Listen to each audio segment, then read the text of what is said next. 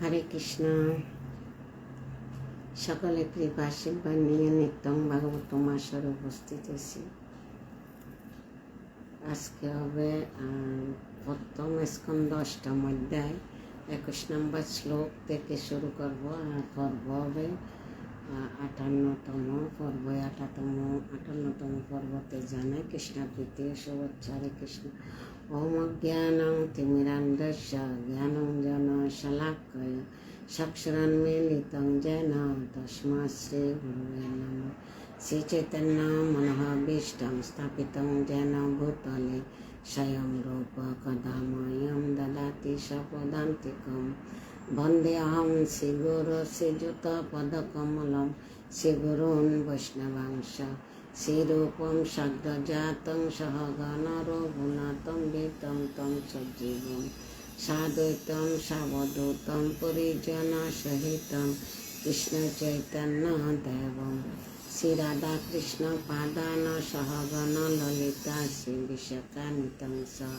हे कृष्ण करुणा सिंधु दीनबन्धु जगत्पते गोपेश गोपिका कांत राधाकांत नमस्तुते। तप्त कांचन गौरांगी राधे वृंदावनेश्वरी विश्वभानुसुते देवी प्रणमामि हरिप्रिये। नारायणं नमस्कृतं नरं चैव नरोत्तमं देवीं सरस्वती व्यासं ततो जयमुदीरये। नष्टप्रायेषु अबद्धेषु नित्यं भगवतो सेवाय भगवती उत्तमश्लोकी भक्तिर्भवति नष्टके। मुखं करोति वाचालं पङ्गुं लङ्घयते गिरिं यत्कृपातमहं वन्दे श्रीगुरुदीनतादिनं श्रीचैतन्यईश्वरं परमानन्दमाधवम्। कृष्णाय वासुदेवाय देवकीनन्दनाय च नन्दगोपकुमाराय गोविन्दाय नमो नमः। ओम नमो भगवते वासुदेवाय। ओम नमो भगवते वासुदेवाय। ओम नमो भगवते वासुदेवाय। हरे कृष्ण। श्रीमद् भागवतम प्रथम स्कंद अष्टम अध्याय कुंती देवीर प्रार्थना एवं परीक्षितेर प्राण रक्षा श्लोक नम्बर 21 থেকে শুরু করব। আজকে হবে যে 58তম পর্ব। এই 58তম পর্বতে জানায় কৃষ্ণের প্রীতি শুভেচ্ছা। বাসনা মুরি দিদি হরে কৃষ্ণ। শিল্পী রানী দেবী হরে কৃষ্ণ। দিদি প্রণাম প্রণাম, অসংখ্য ধন্যবাদ। প্রথম যুক্ত তো হরে কৃষ্ণ। আজকে গত শ্লোক 20 শেষ করছি। এখন 21 নম্বর শ্লোকে আমরা প্রবেশ করতেছি। হরে কৃষ্ণ। এই শ্লোকটা আমরা প্রত্যেক দিন ভাগবতম পাঠে বলি। এটা কুন্তী দেবীর প্রার্থনা। কার কাছে প্রার্থনা করছে? শ্রীকৃষ্ণর কাছে। কৃষ্ণ যে চলে যাচ্ছে প্রার্থনা করতেছে। 21 নম্বর শ্লোক অষ্টম অধ্যায়। কৃষ্ণায় বাসুদেবায় দেবকী নন্দনায় চ নন্দগোপ কুমারায় গোবিন্দায় নমো নমঃ। কৃষ্ণায় পরমেশ্বর ভগবান শ্রীকৃষ্ণকে, বাসুদেবায় বাসুদেব তনয়কে মানে বাসুদেব পুত্র, তনয় মানে পুত্র, দেবকী নন্দনায় চ দেবকীর পুত্রকে ছ এবং নন্দগোপ কুমারায় নন্দ গোপরাজ নন্দের তনয়কে গোবিন্দায় গাভী এবং ইন্দ্রিয়ের আনন্দ বিধানকারী শ্রী গোবিন্দকে নমো নমঃ বারবার সশব্দ প্রণতি নিবেদন করি। কুন্তী দেবী বাতুসপুত্র রূপে দেখতেছি না, দেখতেছে পরমেশ্বর ভগবান রূপে, তাই প্রণাম জানাচ্ছে। কুন্তী দেবী হচ্ছে যে পরম ভক্ত, শুদ্ধ ভক্ত। তো এই বাতুসপুত্রকে চিনতে পারছে কে? পরমেশ্বর ভগবান, তাই প্রণাম জানাচ্ছে। আগেও জানাই আসছে। এই যে গত শ্লোকে বলছে না, পরমাত্মের পথে উন্নত পরমহংসদেব মুনিদেব এবং জড় চেতনার পার্থক্য নিরূপণ করার মাধ্যমে যাদের অন্তর নির্মল হয়েছে তাদের অন্তরে অপ্রাকৃত ভক্তির বিজ্ঞান বিকশিত করার জন্য তুমি স্বয়ং অবতরণ করেন। তাহলে আমার মতো স্ত্রী লোকেরা কিভাবে তোমাকে সম্যক রূপে জানতে পারবে? তারপর বলছি স্ত্রী লোকদের প্রশংসা করছে। এখানে স্ত্রী লোকেরা সাধারণত দার্শনিকদের মতো চিন্তা করতে পারে না, কিন্তু তারা তোমার আশীর্বাদ প্রাপ্ত হয়, কেননা তারা সহজে ভগবানের শ্রেষ্ঠতা এবং সর্বশক্তিমত্তা স্বীকার করেন। তার ফলে তারা নিঃসংশিতে তাকে প্রণতি নিবেদন করেন। নারীরা সহজে ভগবানকে, কারণ নারীরা দুঃখ তো বেশি নারীদের, স্ত্রীদের। তাই দুঃখ হলে কার কাছে যাবে? সামনে কোনো মাও নাই, বাবাও নাই, আত্মীয় স্বজন নাই, তাই ভগবানের কাছে কান্না করে। ভগবান সহজে তারা কী করে? নারীদেরকে কৃপা করে, কারণ নারীরা হচ্ছে ভগবানের অলংকার। তো সেজন্য নারীদেরকে সহজে কৃপা করে। হরে কৃষ্ণ। তো এটা বাসুদেব তনয় মানে বাসুদেবের পুত্র দেবকী নন্দন বলে প্রণাম সম্বোধন করে প্রণাম জানাইছে। তাৎপর্য করেছেন শিলা প্রভুপাদ। জয় শিলা প্রভুপাদ। জড় প্রচেষ্টার দ্বারা কখনো ভগবানকে পাওয়া যায় না। জড় প্রচেষ্টা মানে জড় জাগ্রতির চেষ্টার দ্বারা ভগবানকে পাওয়া যাবে না, কিন্তু তার অসীম এবং অহূতকী কৃপার প্রভাবে তার অনন্য ভক্তদের প্রতি বিশেষ কৃপা প্রদর্শন করার জন্য এবং আসরিক ভক্তদের উপদ্রব দমন করার জন্য তিনি তার স্বরূপে পৃথিবীতে অবতরণ করেন। ভগবদ্গীতায় বলছে না, সাধুদের পরিত্রাণ করার জন্য, দুষ্কৃতিকারীদের দমন করার জন্য এবং ধর্ম সংস্থাপনের জন্য আমি যুগে যুগে অবতীর্ণ হই। তো কুন্তী দেবী অন্য সমস্ত অবতারদের থেকে ভগবান শ্রীকৃষ্ণের অবতারণের বিশেষ বর্ণনা করেছেন, কেননা এই অবতারে তিনি সহজলভ্য। তার রাম অবতারে তিনি তার শৈশব থেকে রাজপুত ছিলেন, কিন্তু কৃষ্ণরূপে যদিও তিনি একজন রাজার পুত্র, তথাপি তিনি তার প্রকৃত পিতামাতা মহারাজ বসুদেব এবং মহারানী দেবকী আশ্রম ত্যাগ করেছিলেন। ভগবান দেবকীর গর্ভে জন্মগ্রহণ করল, আবির্ভাব হলো, কিন্তু আশ্রম ত্যাগ করেছিলেন। তার আবির্ভাবের ঠিক পরে তিনি পবিত্র বৃন্দাবনে একজন সাধারণ গোপবালকের মতো লীলা বিলাস করার জন্য যশোদা মায়ের কোলে গিয়েছিলেন, সব নিজের ইচ্ছে। অসিত বিশ্বাস মাম্মি। হরে কৃষ্ণ। কি করেছিলেন? দেবকী বসুদেবের আশ্রম ত্যাগ করে যশোদা মায়ের কোলে গিয়েছিলেন। তাই শ্রীকৃষ্ণ শ্রীরামচন্দ্রের থেকে অধিক কৃপালু। রামচন্দ্র থেকে শ্রীকৃষ্ণ হচ্ছেন অধিক কৃপালু। তিনি নিঃসন্দেহ কুন্তীর ভ্রাতা বসুদেব ও তার পরিবারের প্রতি অত্যন্ত কৃপালু ছিলেন।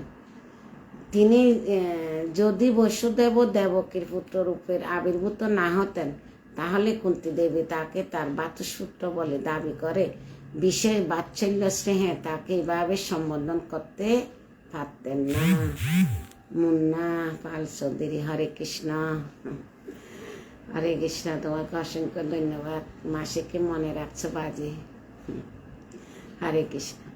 কিন্তু নন্দ এবং যশোদা অধিক সৌভাগ্যশালী, কেননা তারা ভগবানের বাল্যলীলা আস্বাদন করেছিলেন, যা তার অনন্য সমস্ত লীলা বিলাস থেকে অধিক আকর্ষণীয়। ব্রজভূমিতে তিনি যে তার বাল্যলীলা প্রদর্শন করেছিলেন তা অতুলনীয়, কেননা তা ব্রহ্মসংহিতায় বর্ণিত। চিন্তামণি দাম স্বরূপ মূল কৃষ্ণলোকে অধিষ্ঠ তার নিত্যলীলায় প্রতিরূপ। শশী জগন্মাতা। হরে কৃষ্ণ। সব লাইনে লাইনে সবাইকে অসংখ্য ধন্যবাদ। ভাগ্যবান আর কেউ নাই। ভগবান শ্রীকৃষ্ণ তার অপ্রাকৃত প্রাশ্চদ এবং উপকরণ সহ ব্রজভূমিতে অবতরণ করেছিলেন। ভগবানের কৃষ্ণবর্ণ তেষা কৃষ্ণ সাঙ্গপাঙ্গ অস্ত্র পার্শ্বদম যজ্ঞে সংকীর্তন পাই যজন্তী সুমেধাস। কৃষ্ণ চৈতন্য মহাপ্রভু সাঙ্গপাঙ্গ নিয়ে কি করছেন? আবির্ভূত হয়েছিলেন। আগে গুরুবর্গদেরকে পাঠায়, সাঙ্গপাঙ্গদের সবাইকে নিমন্ত্রণ দেয়, সবাই আসে, তারপর পরিপূর্ণ করে, তারপর ভগবান আসে। ভগবান একা আসে না, দাম সহ নিয়ে আসে। শশীমাতা হরে কৃষ্ণ, পূর্ণশ্রী জানবা দেবী দাসী হরে কৃষ্ণ, সবাইকে অসংখ্য ধন্যবাদ। হরে কৃষ্ণ। ভগবান শ্রীকৃষ্ণ তার অপ্রাকৃত পার্শ্বত এবং উপকরণ সহ ব্রজভূমিতে অবতরণ করেছিলেন। আমি যেটা বলছি এটা ভাগবত বলতেছি, দাম সহ ভগবান নিয়ে আসে করে। তাই শ্রী চৈতন্য মহাপ্রভু প্রতিপন্ন করেছেন যে ব্রজবাসীদের মতো ভাগ্যবান আর কেউ নেই। আসলে তো ভাগ্যবান, মহাভাগ্যবান ব্রজবাসীরা, কারণ ভগবানের সাথে তারা কি করছে, ভগবানকে ভগবান বলে মানে নেই, বন্ধুরূপে, সখারূপে, পুত্ররূপে ভগবানকে কি করছে, ভগবানের সাথে লীলাবিলাস করছে। তাই শ্রী চৈতন্য মহাপ্রভু প্রতিপন্ন করেছেন ব্রজবাসীদের মতো ভাগ্যবান আর কেউ নেই। বিশেষ করে ব্রজ বালিকারা, যারা ভগবানের সন্তুষ্টি বিধানের জন্য সবকিছু উৎসর্গ করেছিলেন। নন্দ, যশোদা, গোপ এবং বিশেষ করে গোপ বালক এবং গাভীদের সঙ্গে তার লীলাবিলাসের ফলে তিনি গোবিন্দ নামে খ্যাত হয়েছিলেন। গোবিন্দ রূপে ভগবান শ্রীকৃষ্ণ ব্রাহ্মণ এবং গাভীদের প্রতি অধিক অনুরক্ত, এবং এর মাধ্যমে এটি সূচিত হয় যে মানুষের সমৃদ্ধি দুটি বিষয়ের অর্থাৎ ব্রাহ্মণ্য সংস্কৃতি এবং গোরক্ষার উপর নির্ভর করে। যেখানে দুটি বিষয়ের অভাব, ভগবান শ্রীকৃষ্ণ কখনো সেখানে প্রতিপন্ন হতে পারেন না। এ কথাগুলাকে কুন্তী দেবী ভগবানের প্রশংসা করছে। মানে এখন হস্তিনাপুর থেকে দ্বারকাতে চলে যাচ্ছে, যাত্রা করতেছে। প্রথম রথে বসছিল, যাত্রা করার সময় এমন সময় উত্তরা দূরে দূরে আসছে, এই নাথ, এই জগদীশ আমাকে রক্ষা করো, আমার গর্বকে রক্ষা করো।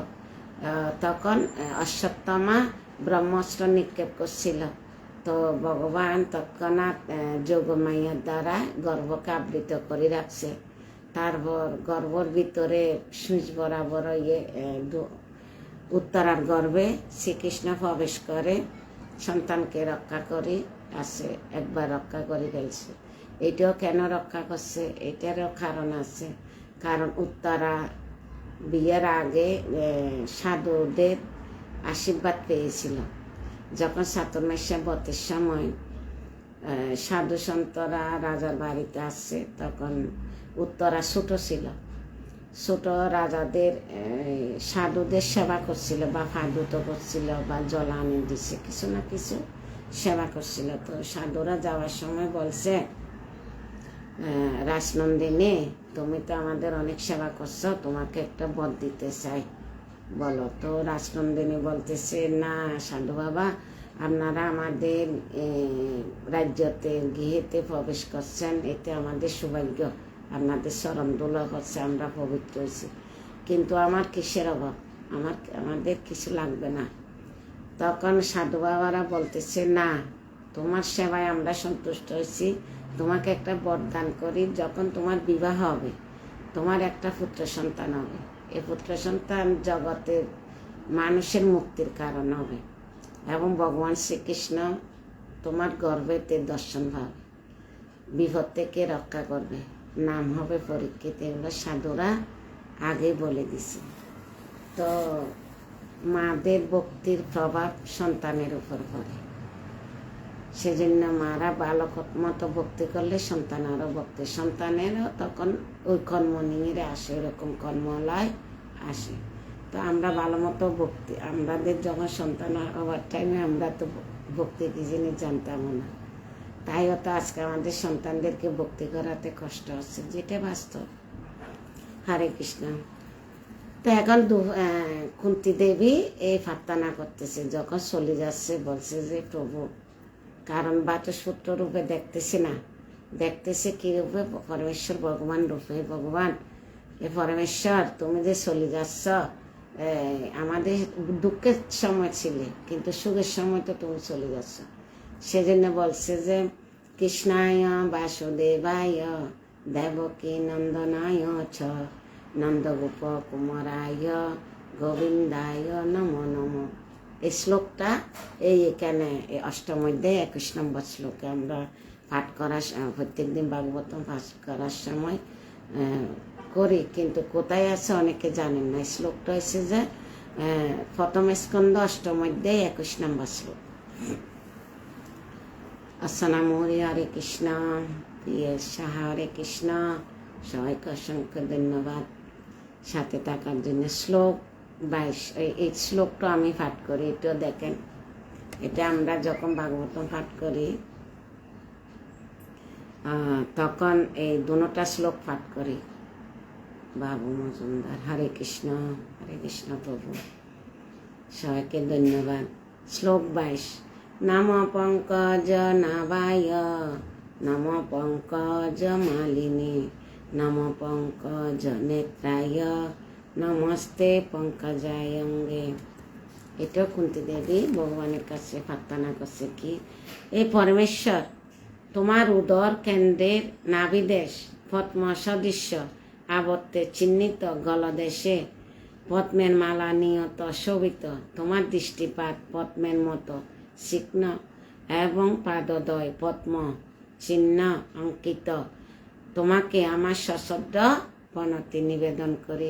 কে বলছে, কে নিবেদন করতেছে? কুন্তী দেবী। এই দুটা শ্লোক 21 আর 22। তাৎপর্য করেছেন শিলা প্রভুপাদ। জয় শিলা প্রভুপাদ। তাৎপর্যতে কি বিশ্লেষণ করছে প্রভুপাদ দেব। পরমেশ্বর ভগবান চিন্ময় শরীরে যে বিশেষ লক্ষণগুলি অন্য সকলের শরীর থেকে তার শরীরে পার্থক্য নির্ণয় করে, তার কয়েকটি লক্ষণ উল্লেখ এখানে করা হয়েছে। সেগুলি ভগবানের শরীরে বিশেষ বৈশিষ্ট্য। ভগবান আমাদের মধ্যে পতিত হতে পারেন, কিন্তু তিনি সর্বদা তার শরীরে বিশেষ চিহ্নগুলির দ্বারা স্বতন্ত্র থাকেন। শ্রীমতী কুন্তী দেবী বলেছেন যে তিনি একজন নারী হওয়ার ফলে ভগবানের দর্শনে অযোগ্য। তিনি সে কথা বলেছেন কেননা স্ত্রী, শুদ্ধ শ্রমিক শ্রেণীর এবং দ্বিজবন্ধু বা উচ্চবর্ণের অযোগ্য বংশধর এবং বুদ্ধির দ্বারা ভগবানের চিন্ময় নাম, যশ, লক্ষণ, রূপ ইত্যাদি বিশেষ অবগত হবার অযোগ্য। এই প্রকার ব্যক্তিরা ভগবানের চিন্ময় লীলা বিলাস অবগত হতে অক্ষম হলেও তারা অচ্চ বিগ্রহ রূপে তাকে দর্শন করতে পারেন। ভগবান সবাই ভক্তরা সবাই কি করছে, ভগবানকে বিগ্রহ রূপে স্থাপিত করছে। বিগ্রহ মানে বিশেষ আগ্রহ। ভগবান, আমরা যখন দুঃখে পড়ি, কোনো একটা আপদ বিপদ আছে, তখন আমরা কার কাছে যাই? বিশেষ আগ্রহ করে বিগ্রহের কাছে যাই। সেজন্য ভগবান বিশেষ কৃপা করার জন্য বিগ্রহ রূপে আবির্ভূত হয়েছে। তত্ত্বপ্রমা হরে কৃষ্ণ। বিগ্রহ রূপে আবির্ভূত আছে, যে রূপে তিনি অধপতিত জীবদের এমনকি উপরে লিখিত স্ত্রী, শুদ্ধ এবং দ্বিজবন্ধুদের কৃপা করার জন্য এই জড় জগতে অবতরণ করেন। যেহেতু এই প্রকার অধপতিত জীবেরা জড়ের অতীত, কোনো কিছু দর্শন করতে পারে না, তাই ভগবানের গর্ভদক্ষে বিষ্ণুরূপে অসংখ্য ব্রহ্মাণ্ডের প্রত্যেকটি প্রবেশ করে এবং যেখানে তার অপ্রাকৃত নাভি থেকে উৎকৃত একটি কমলের ব্রহ্মাণ্ডের প্রথম শ্রেষ্ঠ জীব ব্রহ্মার জন্ম হয়। এগুলা কুন্তী দেবী ভগবানের শ্লোকের মধ্যে উল্লেখ করছে, তাই প্রভুপাদ এগুলাকে ব্যাখ্যা করছে। তাই ভগবান পঙ্কজনাভি নামে পরিচিত। ভগবানের আরেক নাম কি? পঙ্কজনাভি। নম পঙ্কজ নাভায়, নম পঙ্কজ মালিনী, নম পঙ্কজ নেত্রায়, নমস্তে পঙ্কজায় অঙ্গে। এই একটা শব্দ এখন প্রভুপাদ বিশ্লেষণ করতেছে। ভগবান পঙ্কজ নাভি প্রকৃত বিভিন্ন উপাদান যথা মন, কাষ্ঠ, মাটি, ধাতু, রত্ন, রং, বালুকা, পৃষ্ঠে অঙ্কিত চিহ্ন ইত্যাদি দ্বারা প্রকাশিত বিগ্রহের অপ্রাকৃত রূপ পরিগ্রহ করেন। ভগবানের এই সমস্ত রূপ সর্বদাই পদ্মফুলের মালায় ভূষিত থাকেন এবং জড় কার্যকলাপ সর্বদাই যুক্ত ভক্তদের আকর্ষণ করার জন্য তার মন্দিরের পরিবেশ অত্যন্ত শান্ত এবং চিকন হওয়া যায়। ভগবান শ্রী বিগ্রহ দর্শন গুরু ভগবানে শ্রী বিগ্রহ দর্শন শুরু করতে হয় তার শ্রী পাদপদ্ম থেকে। তারপর ধীরে ধীরে তার জানুদেশ, কটিদেশ, বক্ষদেশ এবং মুখমণ্ডল দর্শন করতে হয়। ভগবানের শ্রী পাদপদ্ম দর্শন না করে তার মুখমণ্ডল দর্শন করার চেষ্টা করা উচিত না। এটা কি শিক্ষা দিচ্ছে? আমরা তো আগে তো মুখমণ্ডল থেকে দর্শন করতাম, যখন শাস্ত্রতে জানতে পারছি তখন থেকে স্মরণ থেকে করি। স্মরণ থেকে আঁটু, আঁটু থেকে কোমর, বক্ষ, তারপরে মুখমণ্ডল দর্শন করি। এভাবে সবাইকে দর্শন করতে বলছে। প্রথম ডাইরেক্ট ভগবানের চেহারাতে না, স্মরণ থেকে। শ্রীমতী কুন্তী দেবী ভগবানের পিতৃষা হওয়ার ফলে তার শ্রী পাদপদ্ম থেকে তাকে দর্শন করতে শুরু করেননি, কেননা তাহলে ভগবান হয়তো লজ্জা অনুভব করতেন। আচ্ছা, কুন্তী দেবী স্মরণ থেকে দর্শন করতে পারে না কেন? বাতুসূত্র। তাই ভগবান স্মরণ থেকে যদি দর্শন করত তাহলে ভগবান শ্রীকৃষ্ণ লজ্জা পেত, সেজন্য স্মরণ থেকে দর্শন করেনি, কেননা তাহলে ভগবান হয়তো লজ্জা অনুভব করতেন। এইভাবে ভগবানকে অপ্রস্তুত না করার জন্য তিনি তার শ্রী পাদপদ্মের উপর থেকে, অর্থাৎ তার কোমর থেকে তাকে দর্শন করতে শুরু করেছিলেন। ভগবানকে কোমর থেকে দর্শন করতে শুরু করেছিলেন এবং ধীরে ধীরে তার ঊর্ধ্বভাগে দৃষ্টি নিক্ষেপ করে তার মুখমণ্ডল এবং পরে তার শ্রী পাদপদ্ম দর্শন করেছিলেন। গোলকে সব কিছু শৃঙ্খলবদ্ধভাবে অবস্থিত। কুন্তী দেবী প্রথম লজ্জা ভাবে যে শ্রীকৃষ্ণ কোমর থেকে দর্শন করে আসছে, তারপর পরে চরণে দর্শন করছে। তো এগুলা কুন্তী দেবী এখনো ভগবানকে যেতে দেয় নাই, প্রার্থনা শুরু করছে। তাহলে এখন 21, 22 দুইটা পড়লাম, এগুলো বড় বড়। 23 এই শ্লোকটা পাঠ করে শেষ দিব, কেন আজকে বলছিলাম 1 ঘন্টা করবো। আজকে একটু সাগরের পাড়ে যাব ঘুরতে, তাই। হরে কৃষ্ণ। যথা ঋষিকেশ কলেন দেবকী কংসেন রুদ্রা অতিচিরম সুচাপিত বিমোচিতা অহম চ সহাত্মা বিবতয়াব নাতেন মুহু বিপদগণাৎ। এ ঋষিকেশ সকল ইন্দ্রিয়ের অধিপতি ও সর্বেশ্বর তোমার জননী দেবকীকে ঈর্ষাপরায়ণ কংস দীর্ঘকাল যাবৎ কারারুদ্ধ করে রাখাতে তিনি শোকে অভিভূত হলে তুমি তাকে কারামুক্ত করেছিলে, তেমনি তুমি আমাকে এবং আমার পুত্রদের বারে বারে বিপদ রাশি থেকে মুক্ত করেছ। এটাও কি বলতেছে কুন্তী দেবী। কুন্তী দেবী বলতেছে যে লাকিশন মা হরে কৃষ্ণ, তুমি তোমার মাতা কংস যে কারাগারে বন্দি করে রাখছে তাদেরকে তুমি উদ্ধার করছো। হরে কৃষ্ণ মাতা, হরে কৃষ্ণ। তো তদ্রূপ আমার পুত্রদেরকে বারবার তুমি বিপদ রাশি থেকে মুক্ত করেছ। আমি তোমাকে কিভাবে যেতে দিব? এখন আমরা আমাদের বিপদ নাই, সুখের দিন, তুমি চলে যাচ্ছ, কিন্তু আমাদেরকে দুঃখই দাও। আমরা কোনোদিন দুঃখ চাব? ইম্পসিবল। কোনোদিন আমরা দুঃখ চাব না। কুন্তী দেবী এখন দুঃখ প্রার্থনা করতেছে ভগবানের কাছে। তাৎপর্য করেছেন শিলা প্রভুপাদ। জয় শিলা প্রভুপাদ। কৃষ্ণের মাতা এবং কংসের ভগিনী দেবকীকে তার স্বামী বসুদেব সহ কারাগারে অবরুদ্ধ করা হয়েছিল। কোথায়? কারাগারে। কেননা মাৎসর্যপরায়ণ রাজা কংসের ভয় ছিল যে দেবকীর অষ্টম পুত্র কৃষ্ণ তাকে বধ করবেন। কৃষ্ণের পূর্বে দেবকী গর্ভজাত কয়েকটি পুত্রকে কংসে হত্যা করেছিলেন, কিন্তু কৃষ্ণই বিপদ এড়াতে পেরেছিলেন, কেননা তাকে তার পালক পিতা নন্দ মহারাজ গৃহে স্থানান্তরিত করা হয়েছিল।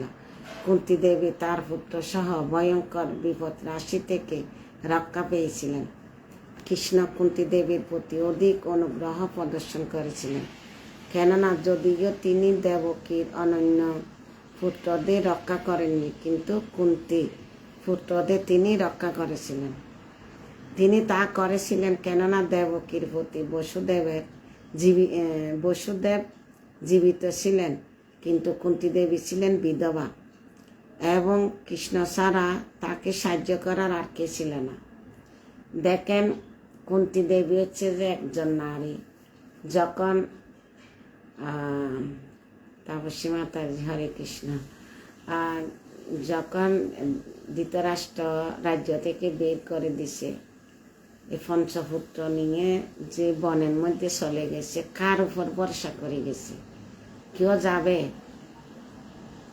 এক পুত্র নিয়েও তো জঙ্গলে যাবে না। তো কুন্তী দেবীতে কোনো ভয় ছিল না, আমি কিভাবে চলবো, আমরা তো দুনিয়ার চিন্তা মাথায় নিই না।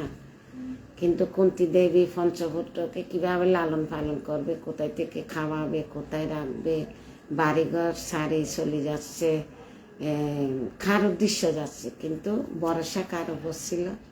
পরমেশ্বর ভগবানের উপর। ভগবান পদে পদে রক্ষা করছে, খাওয়া দাওয়া সব কিছুর ব্যবস্থা ভগবানে করে দিছে। কিন্তু আমরা তো এটা বিশ্বাস করতে পারছি না, আমরা তো নিজেকে নিজে বিশ্বাস করতে পারি না, ভগবানকে কি বিশ্বাস করব? তো এখন কুন্তী দেবী তিনি তা কি করেছিলেন? দেবকীর প্রতি বসুদেবের জীবিত ছিলেন, কিন্তু কুন্তী দেবী ছিলেন বিধবা এবং কৃষ্ণ ছাড়া তাকে সাহায্য করার কেউ ছিল না। অতএব সিদ্ধান্ত হচ্ছে যে যারা অধিক বিপদগ্রস্ত, কৃষ্ণ তাদের অধিক অনুগ্রহ করেন। যাদের বেশি বিপদ দুঃখ কষ্ট, তাদেরকে ভগবান অধিক কৃপা করেন। এটা আমার কথা, ভাগবতের কথা, ভগবানের কথা। ভগবান পদে পদে রক্ষা করে। কুন্তী দেবী উদাহরণ কেন দিচ্ছে আজকে? কুন্তী দেবী ভাগবত আছে, আজকে সব গীতাতে ভাগবতে কুন্তীর পুত্র এ কুন্তেয় এ পাত্র কেন মার নাম ধরে কেন সম্বোধন করছে?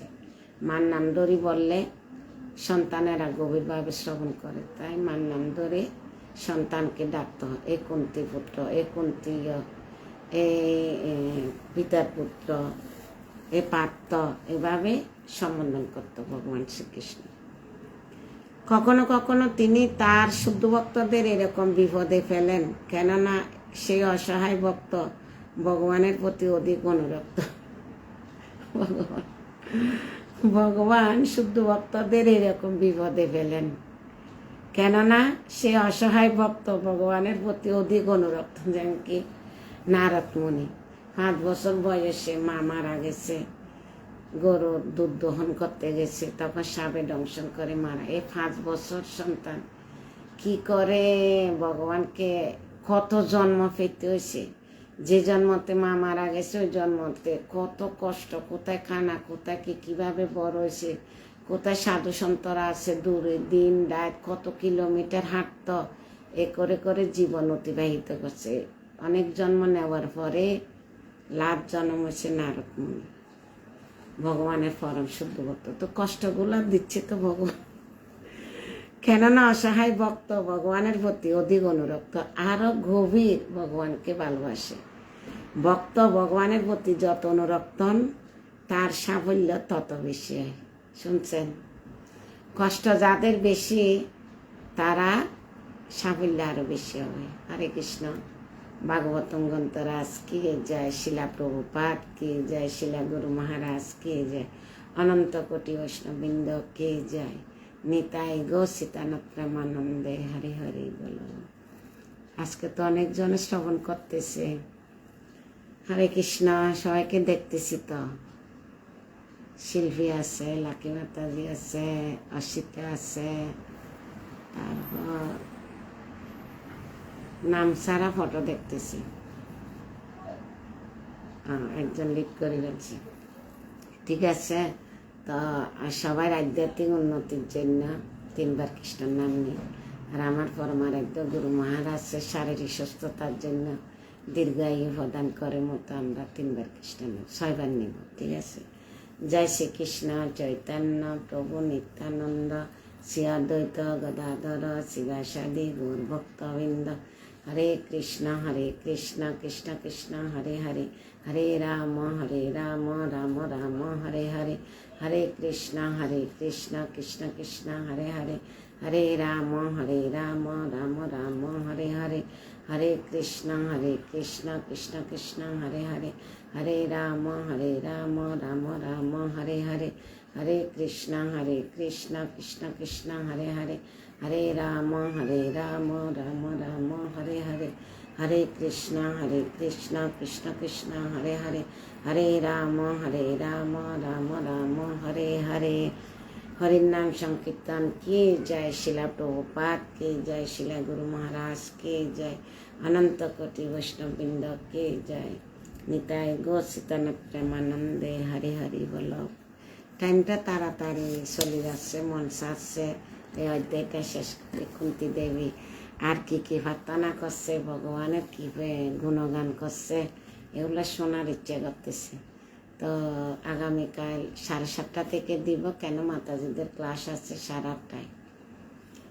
তো 7:30 অত 5-10 মিনিট হতে পারে এদিক সেদিক, সেজন্য আগামীকাল আগে থেকে দিব। পরশু দিনও 7:30 থেকে দিব, কেন ভাগবতম ক্লাস আছে, প্রসাদ বানানি আছে। তাই এখন মাতাজিরা বলবে যে সব বলে গেলে, হ্যাঁ সব বলতেছি আপনাদেরকে স্মরণ রাখার জন্য, ঠিক আছে? হরে কৃষ্ণ, সবাই ভালো থাকুন, সুস্থ থাকুন। আগামীকাল ক্লাসে আসার জন্য অনুরোধ রইল। হরে কৃষ্ণ, সবাইকে প্রণাম।